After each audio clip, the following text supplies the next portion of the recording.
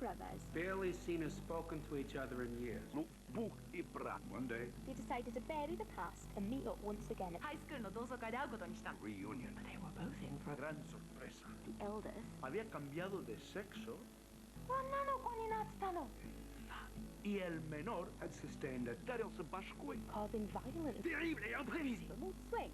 But if that weren't enough to be catching up on over a few beers. The younger fella had discovered Avait été adopté. And his grandmother, Era Rita Elwood. And that his grandfather... Orson Welles. The international documentary series returns. Storyville, coming soon to BBC 4. Question Time tonight sees the Home Secretary Jackie Smith, having reluctantly accepted the resignation of the Metropolitan Police Commissioner Sir Ian Blair, sitting alongside Michael Heseltine for the Tories, Charles Kennedy for the Liberal Democrats, Richard Lambert of the CBI and Janet Street Porter, the journalist. Question Time as ever, BBC One, 10:35 after the news. Now, at 10 o'clock, the BBC News on BBC One, with George Alagaya in London and Hugh Edwards in Washington. Tonight at 10, Britain's top policeman, Sir Ian Blair, resigned. There are accusations that he's the victim of a political feud. In a face-to-face meeting, Sir Ian was told he had no future under London's Tory mayor. Personally, I see no bar to working effectively with the new mayor, but it is there that we differ, and hence I am unable to continue. We'll be assessing Sir Ian's record, one marred by the shooting of an innocent Brazilian and dogged by controversy. Also on tonight's programme, we're live in Washington on the eve of the big vote on the bank rescue plan. A blunt warning to the doubters. They're told to think again about the giant bailout or risk immense damage to the US economy. This issue has gone way beyond New York and Wall Street. This is an issue that's affecting hard-working people. In Britain, the money is moving as some savers look for a safer home for their cash. And all set for the big head-to-head. Palin prepares to do battle with Biden in tonight's vice presidential debate. And in the northwest, the parents of Reece Jones arrive at court to face the teenager accused of gunning down their son and taking it to the top. Why Barack Obama and John McCain are singing the praises of a lad from Newton Le Willows.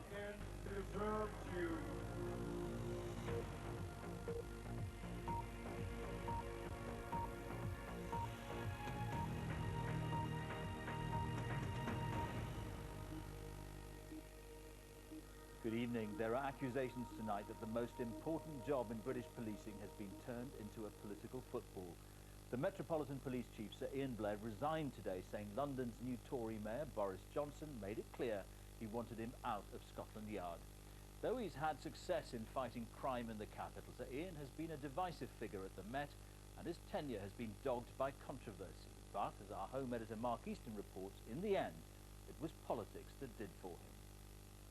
He was the very model of the modern police commissioner, Oxford-educated, politically savvy, ambitious. But in the end, Sir Ian Blair just made too many enemies and too many mistakes. The final nail on his police career was hammered home, he revealed today, by London Mayor Boris Johnson. At a meeting yesterday, the new mayor made clear, in a very pleasant but determined way, that he wished there to be a change of leadership at the Met. I understand that to serve effectively, the Commissioner must have the confidence of both the Mayor and the Home Secretary. Without the Mayor's backing, I do not consider that I can continue in the job. The writing was perhaps on the wall when Boris Johnson was elected, a deafening silence when the Mayor was asked whether he backed the Met Commissioner. Today, he said this. There comes a time in any organisation when it's right to give new leadership.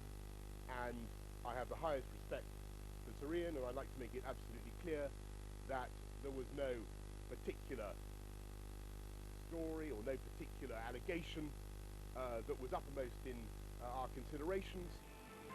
Speaking on the BBC's Question Time programme tonight, the Home Secretary Jackie Smith accused the Conservative London Mayor of playing politics with policing. What is important when you are both choosing and when you're supporting somebody that you're asking to do a job like that is that actually, frankly, you keep party politics out of it, and frankly, you should put a bit of time and effort into that before you jump to judgment. Whatever political support Sir Ian enjoyed was not reflected among some of his senior colleagues who regarded him as aloof and arrogant. He was recently accused of racial discrimination by Britain's highest-ranking Muslim officer, Assistant Commissioner Tariq Ghafoor. An investigation is underway into allegations that police contracts were awarded to a close friend of his, and Sir Ian has been personally criticised for mistakes following the tragic killing of Jean-Charles de Menezes, the innocent Brazilian shot dead by anti-terrorist police in 2005. As I understand the situation, the man was challenged and refused to obey police instructions. That statement made at the time proved to be completely wrong. The dead man's family were appalled, and Sir Ian, not for the last time, considered resigning. But he apologised and hung on. There were more calls for him to go when, against colleagues' advice, he decided to fight the health and safety prosecution over the shooting. The force was found guilty, his judgment was found wanting. When Sir Ian started as Commissioner in 2005, he toured some of the capital's toughest estates, promising to reconnect with Londoners, reduce fear and bring down crime. And in all those respects, he can point to evidence of success. But in reforming the Met, he also made enemies.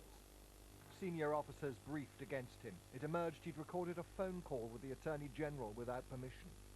And the pressure mounted after two innocent brothers in Forest Gate were arrested by anti-terrorist officers who shot and injured one of them.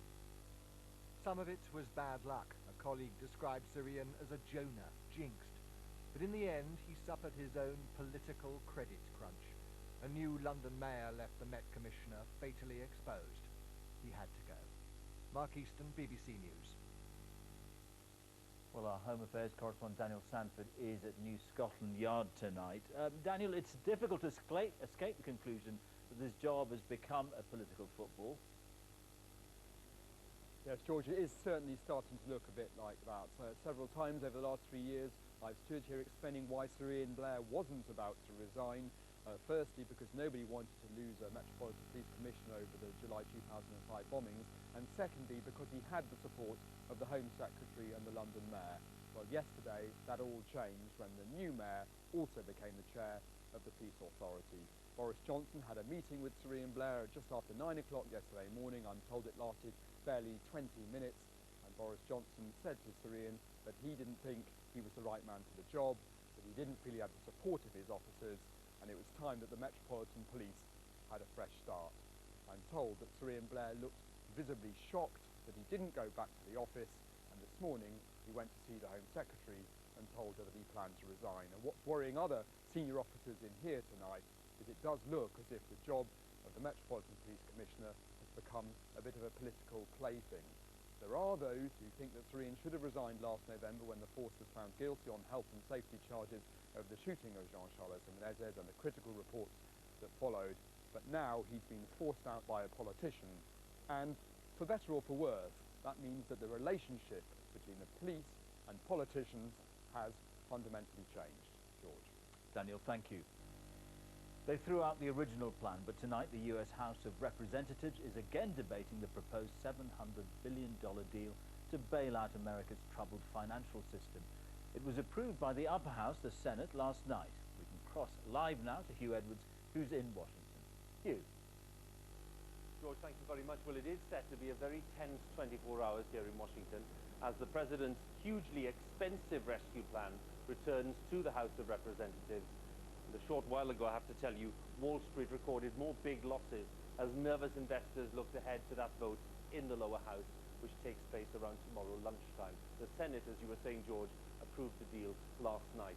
Now, those who voted no earlier this week have come under intense pressure, not least from the White House, to sanction the deal. Our North America editor, Justin Webb, reports on the eve of the big vote.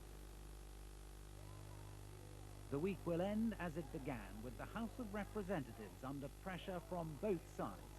From the street, the message is the same message that representatives listened to on Monday, that this bailout is a theft of taxpayers' money. The market will solve the crisis. But from America's best-known investor, not a Wall Street man, the opposing view that the bill must pass. This really is an economic Pearl Harbor. That sounds melodramatic, but I've never used that phrase before, and this really is one. In the light of that, the Commander-in-Chief has one brief message. people understand that the House of Representatives needs to pass this piece of legislation. It's gone from 3 pages to more than 400, so what's in the New Deal? The revised bill would temporarily guarantee that bank savings up to $250,000 would be insured. There's also $100 billion in tax breaks targeted at less wealthy Americans. These include tax relief on property. And some are pushing for accounting rules to be changed to allow banks to value their bad mortgage assets at a price they would fetch later, not now.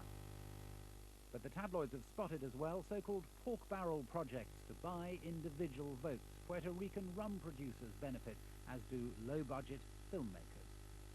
This is what they call a legacy vote. It stays with you for your entire political career. Congressmen and women making up their minds in their offices today know that they'll have to defend their judgment for years to come. We visited a congresswoman who is happy to do that. Wall Street bankers are, she says, not worth defending. I knew they weren't respected, but when this bill came up, the Capitol here has been flooded. They are held in contempt. It is overwhelming, the reaction of the American people. They view them as their own bastion. They're angry. They say, if we bail out Wall Street, you want to pay my mortgage now? But while her no stays a no, others on the floor of the House today are not so certain. There are waverers among those who voted no on Monday.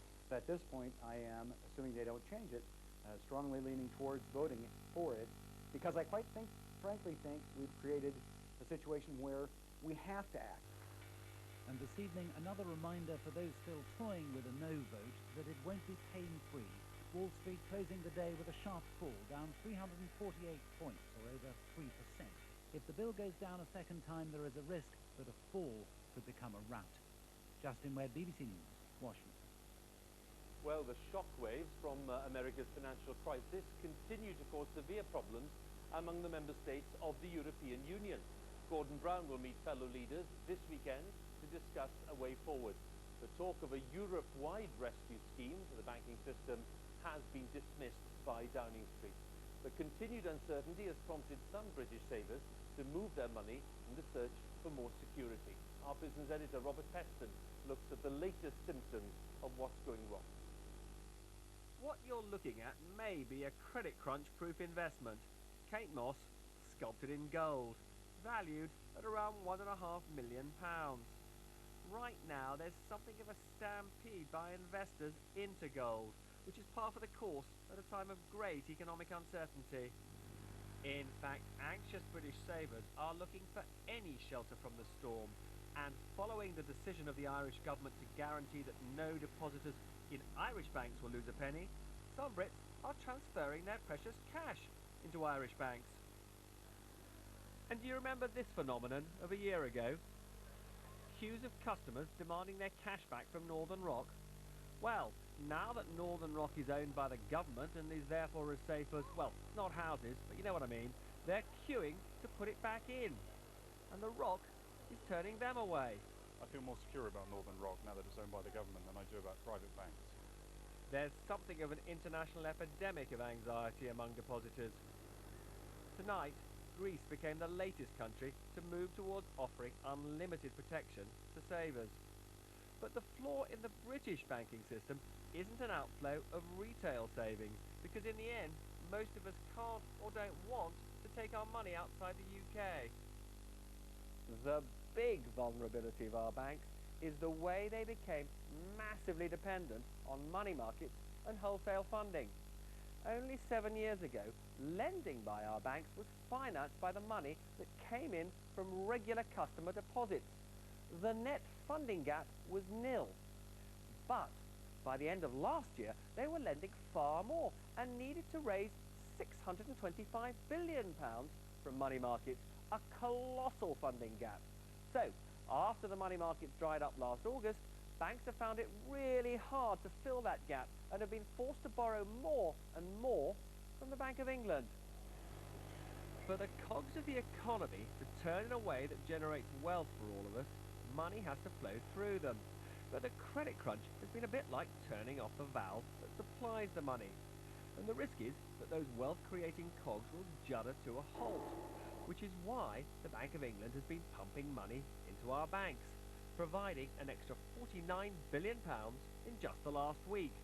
And over the past 2 years, the authorities have provided £200 billion of extra funds to our banks. It's a kind of nationalisation of our banks by stealth, and it's a response to what one of the world's most powerful central bankers describes as unprecedented turbulence. We have to cope with, since more than 1 year now, a level of turbulence, a level of volatility on all financial markets which has never been observed since at least since World War II. So this weekend's meeting of European government heads is something of a council of war to defeat the chronic lack of confidence that's hobbling the great economic machine. Robert Peston, BBC News. Robert Peston there with the continued effects of the financial crisis at home in Britain. Well, here in America, the effects are much more painful, and that's the position on the eve of the vote on the rescue package. Our North America editor, Justin Webb, has joined me here. Justin, those who voted no earlier this week, will sufficient numbers of them be persuaded? What those who are in favour of a yes vote are now saying is that yes, that will happen, and they say they are confident of that. But of course, it's the case as well that they were confident last Monday. What has changed to an extent on their side is that they have managed to pick off some Republicans in particular who are attracted by various aspects of the new bill. The problem they have, though, is that some Democrats do not like the fact that the new bill has spending, tax credits, that is unfunded. And some Democrats see themselves now as the party of fiscal responsibility in Congress. So they are saying, behind the scenes, that they might actually vote no when they voted yes on Monday. So to be perfectly honest, if you said you knew how things were going to turn out tomorrow, you'd be crazy. Well, we will talk to you tomorrow, Justin. Thank you very much. Justin Webb, our North America editor. Well, the financial crisis is, of course, dominating the race for the White House, and the campaign over recent weeks has featured little else, really. There are now just 33 days before Americans choose their 44th president on November the 4th. And one of the major polls conducted in the past few days gives Barack Obama up to a 9-point lead over John McCain. And tonight, in just 4 hours' time, there'll be a very big television audience for the only debate of this campaign between the vice presidential candidate, Republican Sarah Palin, and Democrat Joe Biden. From Missouri, our special correspondent, Gavin Hewitt, has sent us this report. The election campaign rolls into St. Louis, Missouri. The focus of attention, Sarah Palin, who for 90 minutes will debate Joe Biden. For her, the stakes couldn't be higher. It's kind of do or die for her tonight. She has to prove herself tonight. Absolutely. Most definitely. It was only a few weeks ago that she exploded onto the national scene when John McCain chose her as his running mate. Middle America identified with her, a hockey mom wrestling with family problems. She was immediately different. Moms, you know they say the difference between a hockey mom and a pit bull? Lipstick. Sarah Palin is 44, the first woman governor of Alaska. She has just 2 years' experience in national politics. Initially, she was so popular with the conservative grassroots that John McCain joked he felt like the running mate. But then the doubts grew about her competence. In one interview, she seemed to struggle over the papers she read. I've read most of them, again, with a great appreciation for the press, for the media. Like what one specifically? I'm curious if you... all of them, any of them that have been in front of me over all these years. I have a vast variety of sources where we get... Her interviews were ruthlessly parodied by the talk shows. Ill about the position that America is in. We are ill about this. We're saying, hey, why bail out Fannie and Freddie and not me? It has got to the point that 6 out of 10 Americans doubt her qualifications to be president. Her Democratic opponent is Joe Biden. He was chosen by Barack Obama precisely because of his long experience in international affairs. Joe Biden is 65. He's a senator from Delaware and a long-time Washington insider. But for all his experience, he often shoots from the hip and can be insensitive. Last year, he said that in Mr. Obama, America had the first mainstream African-American who is articulate and bright and clean and a nice-looking guy. He is a tough debater who likes sharp put-downs, The Republicans run a website detailing his gaps. When the two vice presidential candidates come here tonight, there are risks for both of them. Certainly everyone will be looking at Sarah Palin and asking, could she actually step up and be president? But there are risks for Joe Biden too, that he might appear sneering or condescending towards his less experienced opponent. That way, he could end up losing the debate. Inevitably, the main spotlight will be on Sarah Palin. Even some conservative commentators are questioning her competence.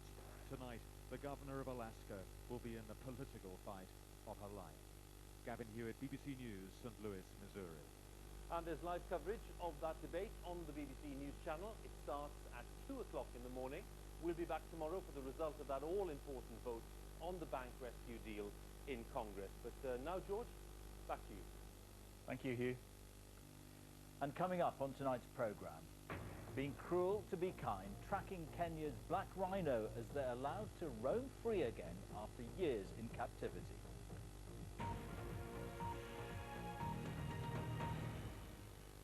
The number of families falling into fuel poverty has risen dramatically. Latest figures showed that 1 million more households are struggling to pay the bills.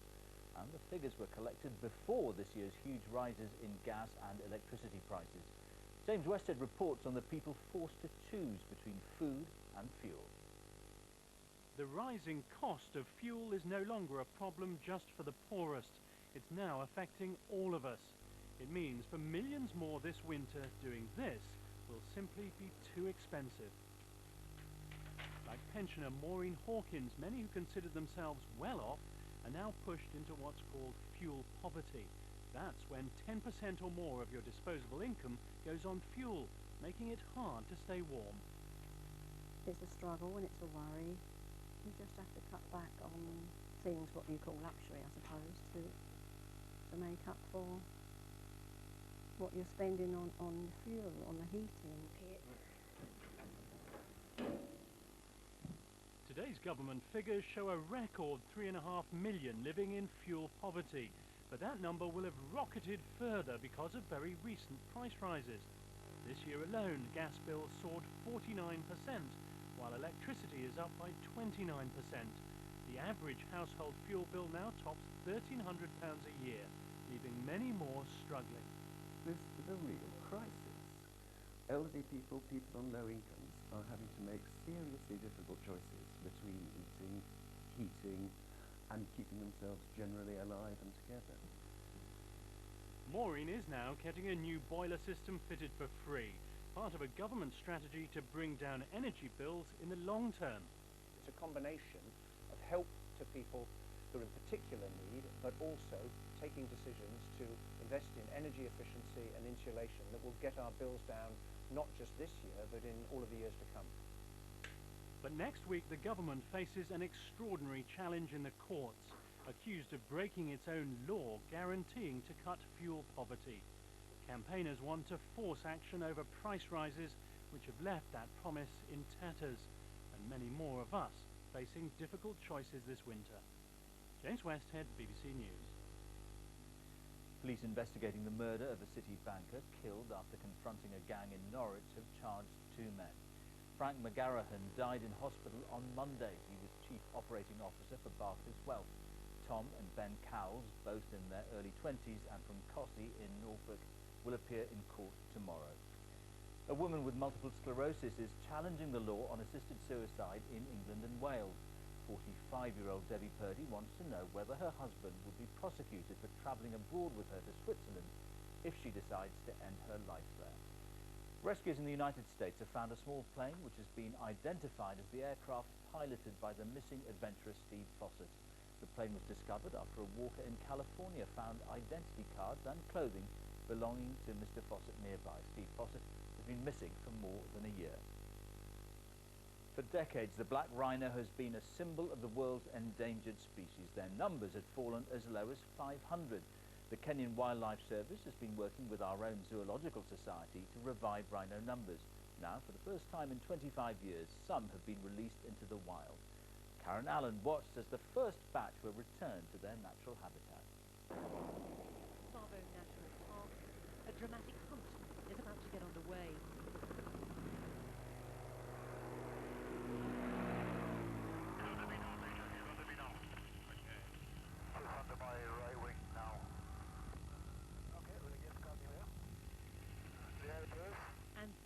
is the target, the rare black rhino. The aim not to kill, but to conserve.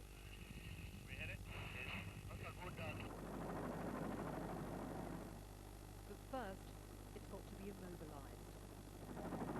On the ground, the rhino capture squad is scrambled. Guided in by teams in the air, this a mission to move the first black rhino out into the wild after a quarter of a century protected by a fence. Down! The rhino is down.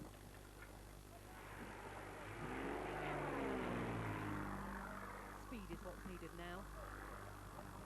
Eventually we find the vast slumbering beast anaesthetized. A team of vets and rangers are at work, performing medical checks and fitting a transmitter into the animal's horn, so once it's released, it can be traced. Revived from the brink of extinction, black rhinos now need new habitats to feed and breed.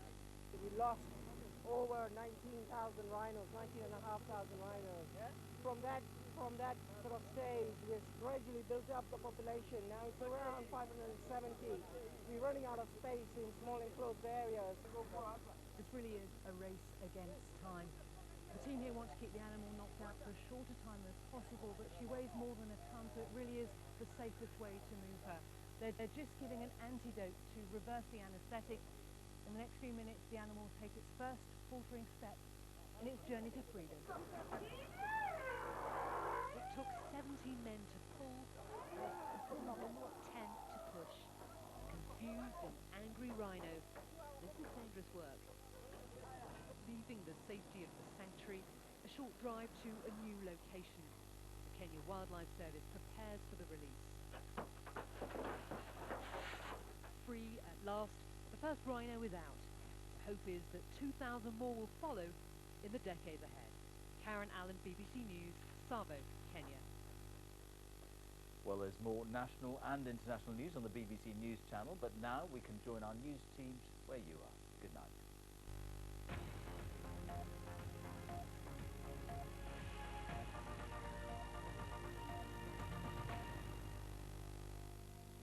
Good evening. The parents of Liverpool schoolboy Reece Jones came to court today for the trial of the teenager who allegedly shot their son. Reece was 11 when he was shot dead as he walked home from football practice in August last year. Sean Mercer, who's 18, denies the murder. Our Merseyside reporter Andy Gill was in court and sent this report. Well, this is the very early stages of these legal proceedings, the actual trial, hearing of evidence. We don't expect that to start until the middle of next week. Nevertheless, Reece's parents, Stephen Jones and Melanie Jones, did come to court today, and you can see from the number of photographers and cameramen the level of media interest in this case. We expect Mr. and Mrs. Jones will be here for every day of the case, but they won't always come and run the ordeal of being photographed like this. There are 11 places for the reporters in the main courtroom. That's because there's so much media interest and so many lawyers involved with 7 defendants. There's an annex next to the main court with 39 places for members of the media. Now, Reece Jones was 11 when he was shot once in the neck as he crossed the car park of the Fir Tree pub in Croxteth on the night of August the 22nd last year. As I say, there are 7 defendants in this case. Sean Mercer, who's 18, from Good Shepherd Close in Croxteth, denies murdering Reece Jones. There are 3 men who deny assisting an offender there, Melvin Coy, James Yates and Gary Cave. There are also 3 youths who we can't name because they're under 18. They also deny assisting an offender, and one of them also denies possessing a gun and possessing ammunition. I expect this trial to last for between 6 and 8 weeks. In a separate case, Sean Mercer's mother, Jeanette Mercer, pleaded not guilty to perverting the course of justice in relation to the police investigation of Reece Jones's death, and she'll face trial at a later date. A computer belonging to the security service MI5 has been stolen from a house in Greater Manchester. It's thought to contain information about the fight against terrorism. Police are appealing for its return and say it would be impossible for anyone to access the files on it. A man has admitted accidentally shooting a Manchester teenager in the head at a party. 20-year-old Wayne Bryan of Gorton pleaded guilty to 5 charges, including grievous bodily harm, against 16-year-old Sophie Finucane. She was in a coma for 10 days after the shooting, but was discharged from hospital yesterday. Brian will be sentenced later this month. 2 hoopla stalls have been closed down by Blackpool Council after complaints of intimidation against their holders. Customers claimed the stall holders targeted vulnerable people to play the games on the promenade. In some cases, it's alleged the stall holders took customers to cash machines to withdraw the money. Who do you think is the best music act the world has ever seen? Well, MTV asked that question. U2, Britney Spears have all pulled in the vote, but alongside them is Rick Astley. Yes, Newton the Willow's Finest is a surprise nominee for the MTV Europe Music Awards, which take place in Liverpool next month. It's all thanks to an internet phenomenon known as Rickrolling. Jane Barrett explains. Ah, he was good, wasn't he? But, you know, not that good. Well, U2, of course, are great. They were an obvious contender for the MTV Best Act Ever award, as was Christina Aguilera and Britney Spears. But Rick, well, take a look at this. This is Barack Obama being rickrolled. You would not get this from any other guy. Despite being out of action for the past 17 years, Rick is an internet phenomenon. This year, 25 million people are reported to have been tricked into watching his video on the internet, as we've previously reported. It started as a kind of internet practical joke. You're on a website, you click on a link to something that you think is related, and you end up with this. So, with friends in high places, can he do it? The good people of Newton the Willows are waiting with bated breath. It's quite good for someone who lives I used to, I mean, I've got his album at home. I used to like Rick Astley, so... Yeah, but better than you too. No, okay. So can Rick do it? Well, just look at the power of the East European bloc vote when it comes to the Eurovision Song Contest. And what about Kate Two Left Feet Garraway knocking out Penny Lancaster in last year's Strictly Come Dancing? You see, as powerful as the internet is, the public vote is even stronger, as the race to the White House knows only too well. I have that record and the scars to prove it. Senator Obama does not. Even Senator McCain's been rickrolled. Today, Rick himself was unavailable for comment, but his manager said the whole thing was ludicrous. You just might see the international megastar at the MTV Awards on November 6th. If not, a charity gig at Warrington Wolves on November 8th. We had a really nice chat as well with the MTV Music Awards Chief Executive Richard Godfrey. You can see that interview on our website, bbc.co.uk/NW2. Now to football, and Everton, I'm afraid, have been knocked out of the UEFA Cup, losing 2-1 to Standard Liège, 4-3 on aggregates. But Manchester City have reached the group stages with a 2-1 win over Ammonia. That's 4-2 on aggregate. 2 North West managers have been named Manager of the Month in their respective divisions. Burnley's Owen Coyle takes the Championship Award after 4 wins and a draw in his side's last 5 games, while Bury boss Alan Knill is the League 2 winner. The top of the table Shakers are unbeaten in the league all season. St Helens have received a major boost ahead of Saturday's Super League Grand Final against Leeds, with news that skipper Kieran Cunningham has agreed a new contract. The 31-year-old had been considering retirement, but has signed a new 12-month deal. Already Saints' longest-serving player, Cunningham has scored 163 tries in 436 appearances. Let's take a look at the weather now. Here's Eno. Thanks, Ranveer. Well, it was wet and cold today, and tomorrow remains cold, but the one good thing, it should be much drier, and there'll be plenty of sunny spells in there. As for tonight, well, there is a band of rain moving south through the night to leave clear spells across Lancashire and Cumbria, with strong northwesterly winds blowing behind it, and temperatures dropping down to single figures everywhere, 5 Celsius across Manchester and Lancashire. Tomorrow morning then, it's a cold start to your day, but it's mostly dry, plenty of sunshine, but it feels like winter sunshine because of the strong northwesterly winds blowing through.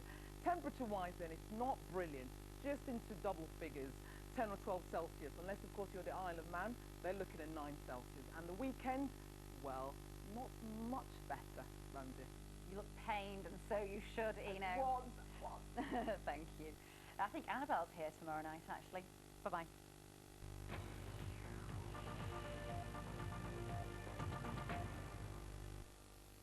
Hello. I think we can agree that today's been characterised by wind, rain and cold.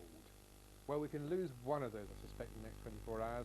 We'll just go for windy and cold, but we'll put sunny in instead of rain. That'll be the experience for most of us. Now, the reason it's cold, of course, is because the wind is a northerly. All these arcs of cloud are coming down from the north, never a warm direction. This time of year, particularly not so. The cloud, obviously, is with the rain. The strongest winds and the rain at the moment are down the western side of England, also catching Wales, Cornwall.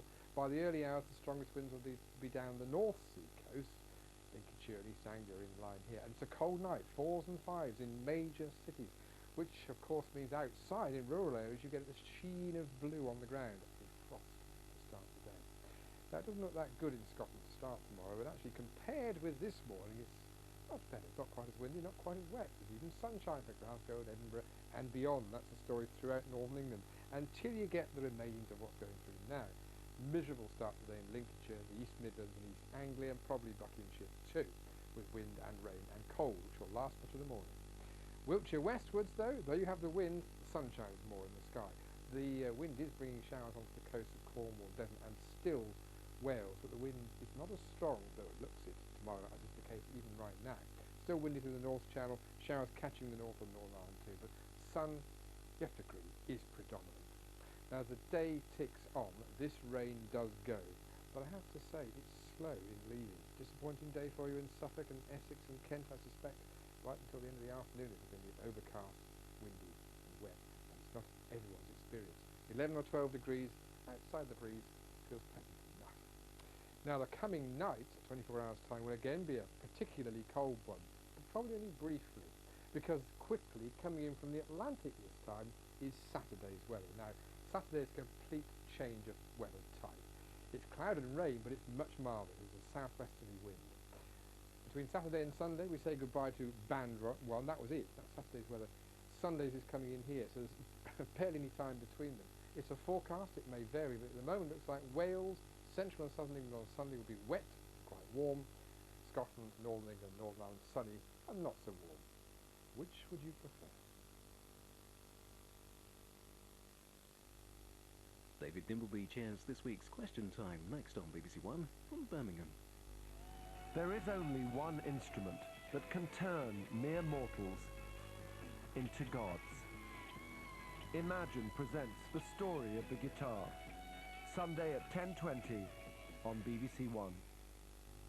On tonight's slice of must-see TV, join me, Michael and Diane. We'll be talking sex, money and Westminster spice with the BBC's top doll, Martha Carney, and sex show siren Anna Richardson. That's this week after Question Time. You'd be bonkers to miss it.